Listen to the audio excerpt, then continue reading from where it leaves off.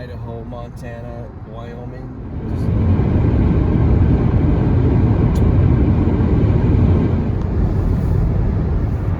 Hey everyone, welcome back to another episode of the Road Warriors Guide. I'm Alex, this is Dave. If you don't know, we're a channel that's about sales, manufacturing, and travel. So if you like those things or want to learn a little bit more about just in general, want to develop your career or have better luck with selling or sales or just anything in general about business, you're at the right place. So like and subscribe, and definitely share it with anyone you know. So today's video, we're going to be, Dave and I are going to be talking about mainly cold calls, warm calls, and hot calls.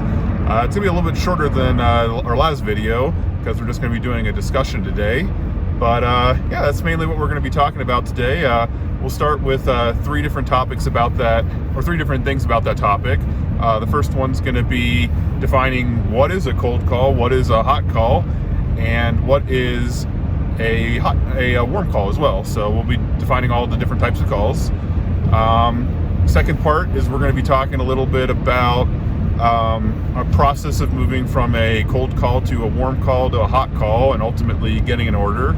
And then the final part will be Dave and I's tricks and tips for being able to turn a cold call into a hot call and ultimately an order. But before we get started with the discussion today, Dave, how are you doing? Doing good. We're up in Laramie this week, going and visiting some customers in Denver. Did a lot of driving. Dave did probably more than me, but yeah, tell everyone about some of the things you did this week. Where did you drive from? Well, been all over the Rocky Mountains, and it is December, so I've seen all sorts of weather, rain, snow, ice, wind, and customers. And right. Yeah, the warmest place has been in front of the customer, that's for sure. Right. Yeah, I drove all the way up from Houston to Denver, and man, got to go through a crazy tornado and dust storm. It was like the sky was orange for like almost like, man, it seemed like 3 hours or something crazy like that. Dave had ice he had to deal with, so truly we are road warriors. All right, we're gonna get into our first topic of discussion for the video. So what is a cold call? What is a warm call? And what is a hot call? Cold calls are going to be basically just what you think they are. A very cold call, you may not know very much about the company. Generally a cold call, you don't have a name or contact or an active project when you're calling on them. Personally, not a big fan of cold calls simply because they're the least productive calls. When people say, oh, I made 15, 20 calls a day, most of the time it's going to be cold calls where they went in and talked to, maybe a receptionist or handed out a piece of literature to, maybe a customer, but only maybe a very short interaction. So cold calls, to me are not going to be the most productive calls, but, it's a necessary evil. You need to do it. And, it's how you get to the next step. And ultimately the end goal of a cold call is going to be getting a contact, getting their information, and be able to find the right decision maker to be able to move to the next step and potentially find a project or even introduce them about your company and about what you're doing. And I guess I should also notice that these the process we're going to be talking about for cold calls, warm calls, and hot calls is going to mainly apply to the manufacturing industry, selling capital equipment, machine tools, stuff like that. But I think a lot of the things we talk about can apply to other industries as well. So don't specifically think this is about just manufacturing. This could be applicable to a lot of different industries. All right, next one is going to be a warm call. A warm call is essentially where you have a name, you have a contact, maybe someone gave you a lead on, a potential project. So, you have a contact. That's the minimum I would say for a warm call, is having a lead potentially for getting in the door. So that's going to be the main thing.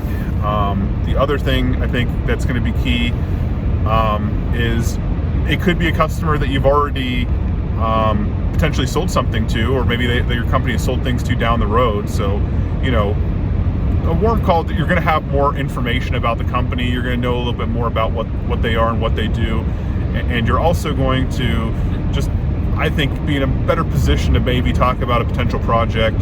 And the ultimate reason for why we do calls in the first place is to quote something. We want to quote a machine, we want to quote a project, we want to quote something that's going to, be of value to that company. And by quoting things, that's how we ultimately close orders, and that's what you want to do. So you always want to be thinking in your mind, how can I quote something? So warm calls, you have a lot higher chance of doing, being able to be successful with closing business. But it's not going to be a hot call where you may not have an actual project you're working on at the time. You may just have a contact or a name. You may not be at the point where you're going to be closing people, but you're going to be talking most of the time to a decision maker or someone that actually can make a difference and potentially move the sales process forward. So I like warm calls a lot because they definitely can, be very valuable to getting to that hot call point. All right, and the final call is going to be hot calls. So hot calls are going to be, you have a set appointment, you have a reason to be there, you have a contact. A lot of times with cold calls and warm calls, you may not have an appointment, but generally with a hot call, you're going to have an appointment. They're going to be looking at machines. You may have already quoted something, and you're going to have the highest percentage of closing business with a hot call because that guy is ready to purchase, and the selling process has got to a point where they're really going to be super successful with knowing all the information, knowing all the competitors. But at the same time, it's kind of a catch-22 in the sense that getting hot calls are great, but all your competition is going to be there too, and they're going to be chomping to try to get that business. So, hot calls can be the highest percentage to close business, but it's also the highest percentage that your competition could potentially close business as well. So, getting to a hot call quickly and being one of the first people to get to a point in the sales process where it is a hot call is critical if you want to close business. So I'll let Dave give his little input about, defining cold calls, warm calls, and hot calls. So Dave, any thoughts you want to give to the viewers? Sure. All of them are great. I like cold calls. You never know what you're going to get. It keeps things interesting. If you have the right approach and attitude, it's almost the most rewarding, because if you have a cold call, you go in there and you take it all the way to a sale. You solve the customer's problem, and you make money doing it. It's just really, really satisfying. The warm calls are great too, like Alex said. Gives you a little more confidence walking in the door because you have a name. And then the hot calls, oh man, that really gets your motor going, because business is going to happen. It's going down. You want to be able to get in there and be part of that game, and hopefully come away with the order against your competitors. It's always fun to get the order, because your competitors are dying because they didn't get the order and you did. But it doesn't mean that you're always going to get the order on hot one, but it's going down, and it really helps you get your motor going. But all of them have it as part of what we do. As road it's part of the sales process, for sure. The sales process, and all of them are necessary. The lifeblood of any sales organization, and I actually like them all. Like Alex, I prefer a little bit warmer or hot, but I don't turn my nose up at cold, because they really are interesting, especially when you can get them warm and then hot and then. Yeah, and that's what some people like. Everyone's different. Some people like warm calls and hot calls because they can close more. Some people like cold calls. They like the chase of being able to go in, kind of like a loose cannon, and find the right person, and get to the right person and get something to start happen like that. I mean, people like that mentality. So it's not always you always have to just like one call or hate another call. I mean, every call has merit. It's all important processes in the sales process, and I think that's the point Dave's trying to make. Okay, so moving from a cold call to a hot call, and ultimately to an order.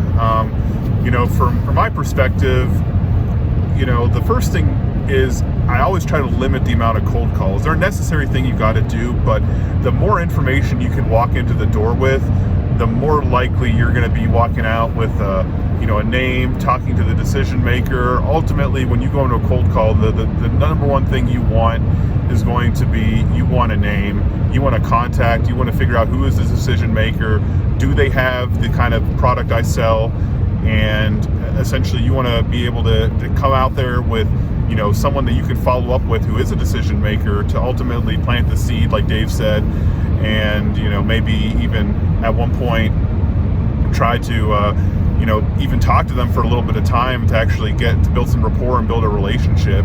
But ultimately, especially in our industry, it's a long process. A lot of sales don't happen, the minute you walk in the door. I mean, it could be potentially several months or even years before someone actually pulls the trigger on a machine, because a lot of the equipment we sell, some of it's over $1 million.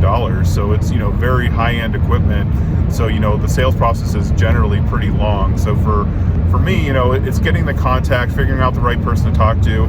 Once I get that person to talk to, I want to set up a time to actually meet with them, find out what their, pains are, what their bottlenecks are, some of the things that just would help them improve their business. Because, that's going to be something I'll talk about in the next section. But, coming in with a solution or coming in with something that's going to be of value and something that's going to be helpful to them is going to help you to quote something and be successful. And once you quote something, then it's basically going through a lot of, overcoming objections, overcoming reasons why they wouldn't buy, to get them to the point where they feel comfortable with the product you're selling, with what you're talking about, and, ultimately allows you to ask for an order and ask for a purchase order, and close the deal. So, that's kind of my step is, getting a contact, getting in front of that person, finding out their needs and what they're looking for, and providing a solution to them, and proving why your solution is the best to them, and ultimately getting them to sign on the dotted line and buy that machine or buy whatever you're selling them. Yeah, so if you have a cold call, in the old days, you just walk in, you try to observe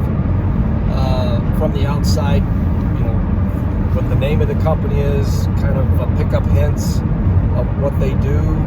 Maybe sometimes you drive around the building to see what you can see. Sometimes you can see inside what kind of machines they have. Just to give you a hint, this is a total cold call, right? You have no information. These days, though, in addition to doing those things, you can go online. They have a thing called LinkedIn, or of course, you can Google, and you can get some information for 5 minutes before you walk in there. That helps as well. Then when you walk in, sometimes they have a part display. They have, besides going on the internet and seeing if they've got a website and information there, you can kind of pick up some things in the entryway, what kind of company they are, what size, maybe what they're doing. All of that can be, put into your brain so that when you start talking to warm bodies and figure out, who the right contact is, you've got a little bit more to go on. The first thing I do in sales is try to find out, first of all, the right person to talk to, and if you can talk to them that day, if there's a need, so that's probing questions. And if they'll give you 30 seconds or 3 minutes, you got to determine that right away, because they'll kind of let you know by their body language and the way that they respond to you how much time they have that day. So you just want to be able to plant the seed, come back, make an appointment. Sometimes you can take it to 3 hours. I've done that too. I mean, it just depends on what your day's like and what their day's like. But you want to, find out if there's a need in a project, and most likely you have to come back, which is a good opportunity to come back prepared. But that's how I go through my thought process on a very cold call, and where I'm trying to get. If there's something there, and if I can come up with a solution for them, and if they're looking for something. Okay, our final topic or section for today is going to be our Dave and I's tips and tricks for going from a cold call to a hot call, and some of the ways we do, things that we do to generally build rapport with our customers and help move the sales process when we're walking into a cold call, warm call, or even a hot call. So we'll give you our little tips and some of our little trade secrets, so to speak. Dave, you want to give your thoughts? Sure. Kind of talked a little bit about it a minute ago, but yeah, you want to find a need, and if they have a need, then you know what that need is, and you can start working on it and come up with the best solution for that. So always focus that there's a need, and then the next thing is they've got to trust you. So you want to connect with them, and people like to be talked to in a certain way in a business process. You have to know those keywords and be able to articulate with them, and draw them in and gain that trust. not going to want to do business with you. And especially on capital equipment sales, big sales, they may like you, and if it's a little small thing that you're selling, it may be easy. But when it's a real big, important, sizable decision, it's going to be more than just like, oh, I like this guy. You really have to connect with them. They're going to have to want to get in the foxhole with you. Like, man, when stuff hits the fan, this salesman's not just going to run away. He's got my back, I've got his. It's really, you really need to connect with him. So you have to have that in your mind as you find a need, fulfill their need, that they're going to trust you deeply, and you got to be sincere. If you don't have the information, or you can't answer a question, you have to tell them, I don't know that, but I will get back with you. I know where to get that information. Of course, you want to know your product, you want to have all the answers, but especially if you're new, or you're selling a new line and you haven't sold as many of these, you're not going to know everything. So you have to show them that you're honest. And that goes a long way, rather than faking it or thinking that you know and you really don't, or you're talking out the side of they'll know, and you'll lose that trust so quickly. So you want to be careful. You want to find out what they need and determine what that is. And if you have what they need, then you want to go for it, but you want to build that trust. That's some of the tricks, if you will. It's not a trick. It's actually the best way to go about it. Totally. So some of my tips and tricks for moving the sales process along and going from a cold call to a hot call. Dave touched on a lot of the really good points, but I think for me, one of the things I'll mention is when I walk in the door, I try to bring something of value. And then that's a huge thing that I really take to heart when I go anywhere I go, is what am I bringing myself of value to that company or that customer.